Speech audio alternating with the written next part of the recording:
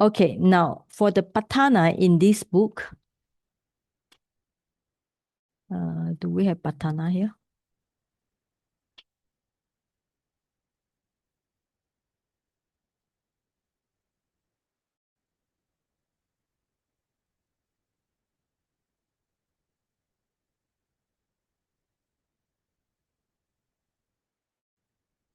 Yeah, I think should be under this dependent origination somewhere.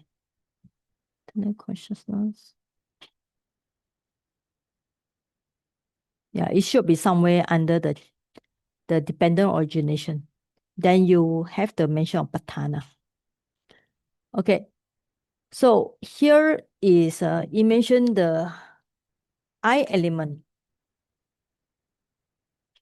is a condition in six ways, namely by disassociation, prenescence, present, non-disappearance, support, and faculty for the I consciousness element.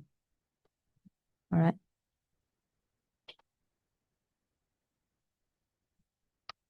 So, okay, now I element, all right, I element means it's a retina or eye sensitivity, eye sensitivity. So this actually is a matter, right?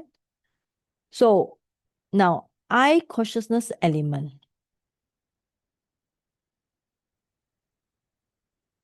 This is a consciousness. So it's a nama. Right? So you got the nama lupa. So eye sensitivity depends on the it gives support to this eye consciousness. In what way? Now, because nama lupa, when they arise, they are disassociation. Even though they arise at you can say at the same time, but they are disassociated with each other because the characteristic is different. So nama and lupa is not same. So in a way, that's why we call it disassociation. Pre-nascent means if you all remember born earlier. So before the eye consciousness arise, the retina must exist in advance. So it's called born earlier. And then it must present. The retina must exist there, then the eye consciousness can arise. And it will not disappear. Retina is always there, then the eye consciousness will arise. So it gives support. And eye itself is a faculty. Right? So now this is in detail about how you see in Patana. And so also there are other conditions below. Right. So you have to think about all this yourself because from the way I see it's quite impossible for us to meditate. Right? We can meditate on this, but it requires a very sharp mind. Very sharp mind. For example, when you see something, your retina, you see the object. For example, you see a cat or dog or anything. So you have to think about that. All right. So what happened? Is it disassociation, present, non-disappearance, support, or faculty? So these are more for those who have very sharp mind like they were.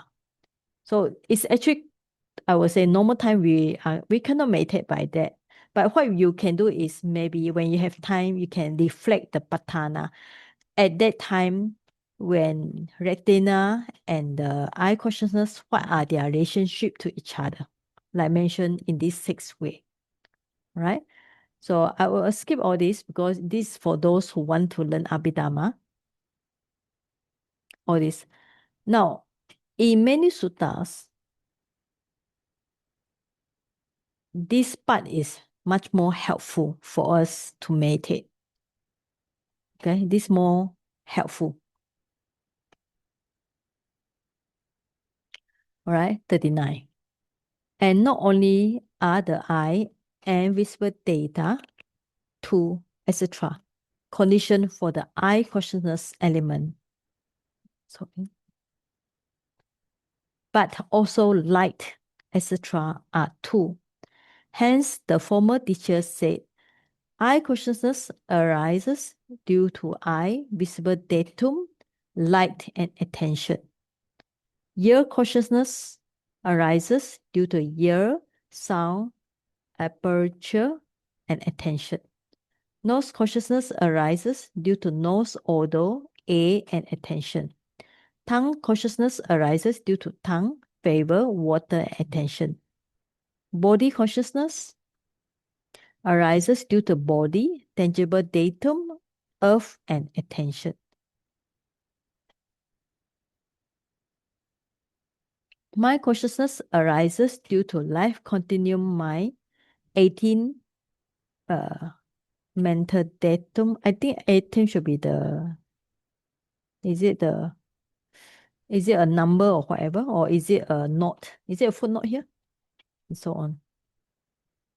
Not so sure. All right, anyway, so later we check this one. Now, mention above. This why I ask you to write yourself, fill in the blank according to this paragraph 39. All right?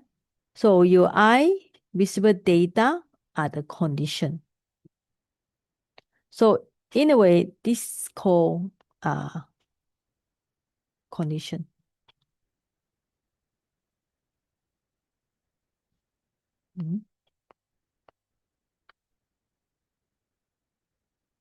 Or cause. Right? So you have eye, we call it like we say, internal. So these are external. So not only eye and visual object, but you also need light, right? So you need light.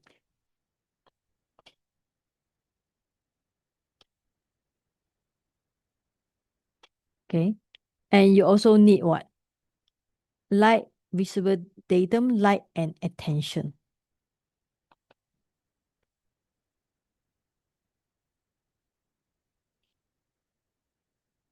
So if like this, how do we call this light? So we call this as medium, right? Or is it media or medium? So this attention is always needed. So because if we don't pay attention, then eye consciousness will not arise. For example, you have eye. There's a visible object in front of you. There's a light. But at the time, you might be busy thinking about something, right? So eye consciousness, I mean, theory, yeah, of course, it will not arise. But most of the time, we see something or we hear something, the mind runs very fast. Okay, you can say the eye consciousness can arise very fast. But we need all these conditions. Eye, visual object, light, and attention. Then you have the eye consciousness will arise. So also, ear, you have sound, and this one. What's the meaning of this one? Gap. What is aperture? Opening. Opening, huh? Okay. Yeah. Okay. What kind of opening? The ear, there's a hole Ear. inside the ear. Okay. Mm. Okay. Sometimes beside opening, we also need a gap, a space, right? Space. All right. Now, when you hear something, it travels to your ear. All right. So there must be a space. Sometimes we call it a space or opening. Let's say if you are in a very big solid room, it's a totally like cave.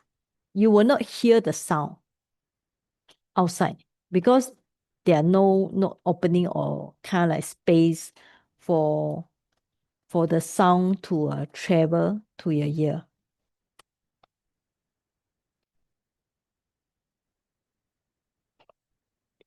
Okay, so of course you also need attention. Okay, so you also need the attention. So you can write yourself like this. Then this is a very good vipassana practice. Why? because this will be easier to practice rather than try to practice the patana. The patana is above, right? So, for example, I see something, there will be this association, pre-nascent, present, no, and then how are you going to meditate on this? It's actually quite impossible because actually when I read the sutta actually didn't say about practicing this. The sutta talk about this point, right? This point actually mentioned much more in sutta. So this will be more easier for us to meditate, right?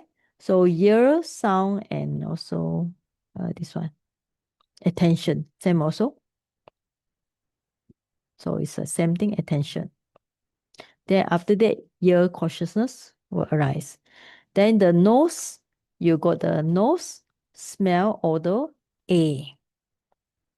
Right. So we call it A, sometimes we call it wind. A or wind. Then you also need attention, same also. And then the tongue, need tongue, favor, water. So this water is sometimes we call it our saliva. So when you eat things, your saliva will come out. Or when you drink some water, there's a water there. And also attention. And then after that, body, tangible datum, object, you earth. Okay. You need the earth and attention. Then the mind, then the next one. All right. So next one, we just leave it. Okay. Now, what is this earth? So anybody can guess? What is this earth?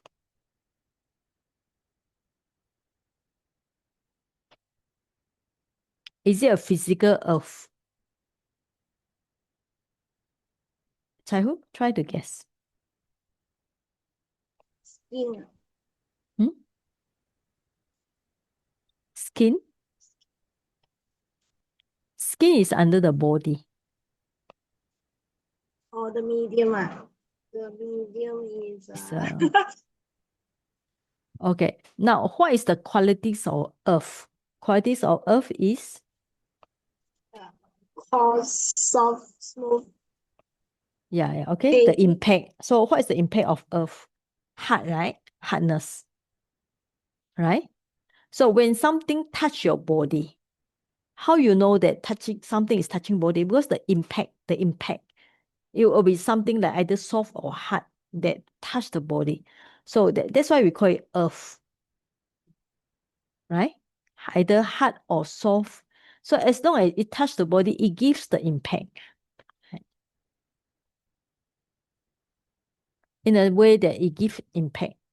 Then you can pay attention to it, or when it touch the body, something an object touch the body, and then it gives the impact, and then at that time you pay the attention, then body consciousness arises. So remember we say two. So if it's a pleasant object, so you got pleasant feeling, sukha, pleasant feeling. So if it's an unpleasant object, you got the dukkha feeling. Okay, so the two body consciousness, one is associated with the pleasant feeling, one is associated with the unpleasant feeling, with the sukha and dukkha. Right. And then the last one will be mind consciousness arise due to life continuum mind, mental datum and attention. So you have the okay. Now when we say the source, what is the source? The source of mind is coming from Bhavanga. In fact, they say all the mind must appear from Bhavanga, right? Because normally we were not dead, even we are sleeping, because the Bhavanga mind is continue from one moment to one moment to one to moment to one. When there's any activities coming, then the mind start to appear, arise from the Bhavanga. So we can take the mind is the Bhavanga is the cause. All right. So when we're talking about condition or cause. So we can say then the Bhavanga is the cause. Then you got the Dhamma. And then another one will be attention. So there seems to be no medium here, but you have the attention. Then consciousness will arise. Okay. I think that's enough. We rest for a while, and then later we'll see some important point again. So you all can consider about this. So if rest 5 minutes.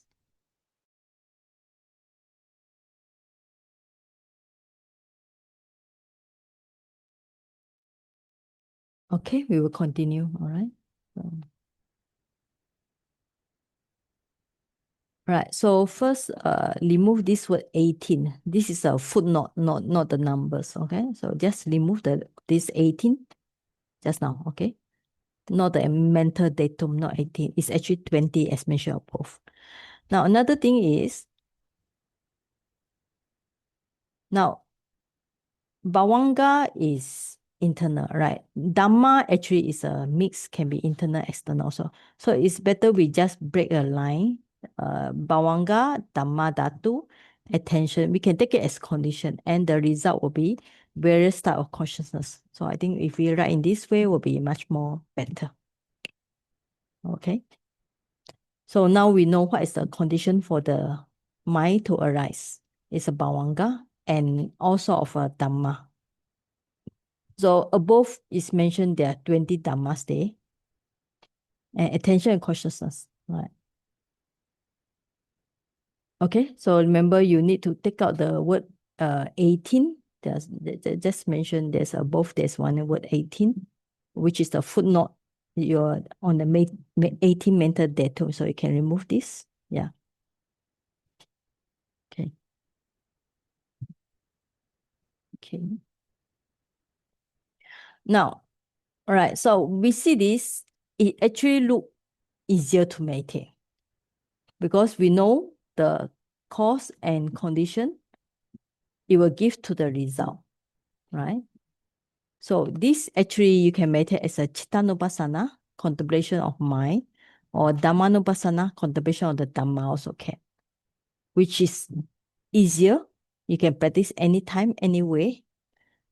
If one of the conditions is lacking, any of them is not there, so there will be no corresponding result. Okay. This is in brief, but the kinds of condition will be explained in detail in the description of dependent origination. This is how the exposition should be understood here as to condition. Number 7, how to be seen. The meaning is that here too the exposition should be understood as how they are to be regarded for all formed elements. Form element means a condition state.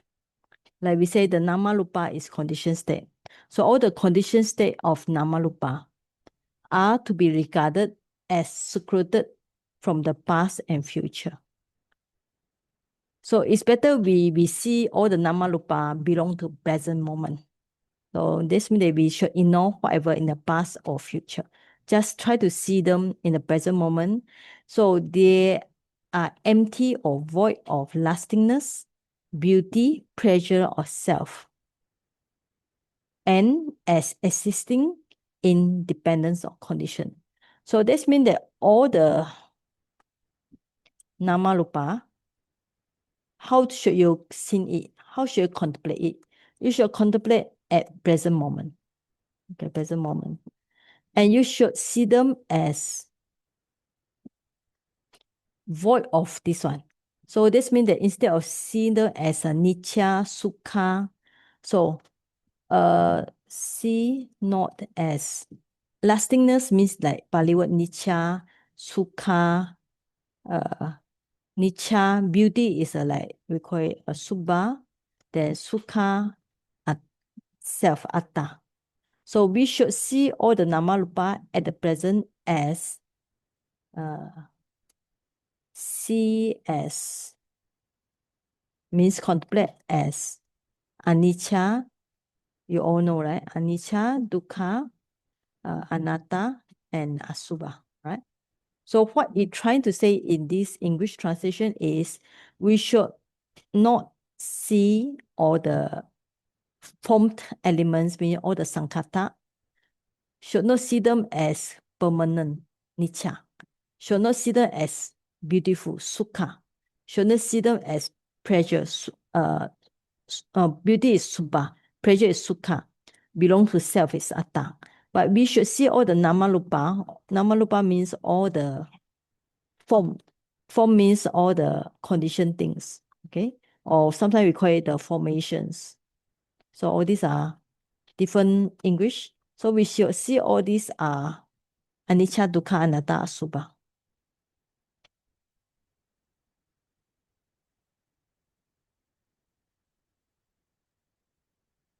All right?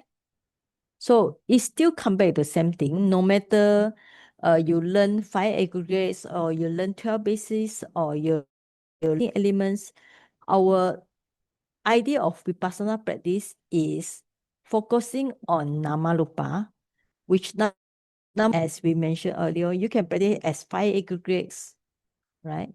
So you should see as 5 aggregates.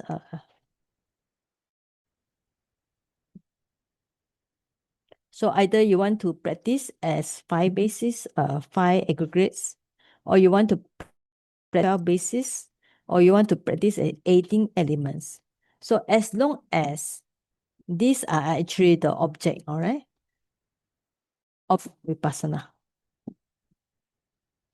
Now, you know the vipassana. So when you practice, what is the purpose of vipassana? So try to see everything as anicca, dukkha, anatta, asubha, means impermanence, suffering, non-self, and impurity. So that's the purpose of vipassana. So in fact, actually, it's not difficult to teach vipassana if any of you aspire to be vipassana teacher.